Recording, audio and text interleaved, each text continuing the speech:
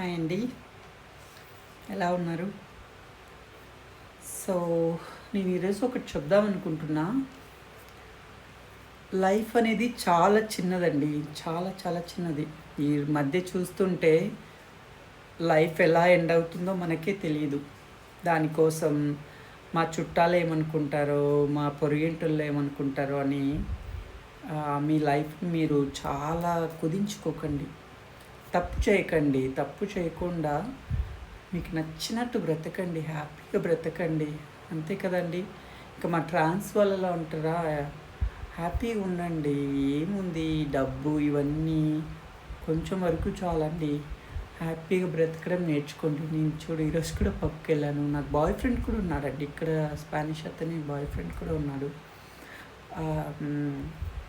తను ఎప్పుడు నన్ను కామెంట్ చేయడం అనమాట, నీ డ్రెస్ ఇలా ఉంది అలా అనేసి, నీకు నచ్చినట్టు బ్రతుకు అంటాడు.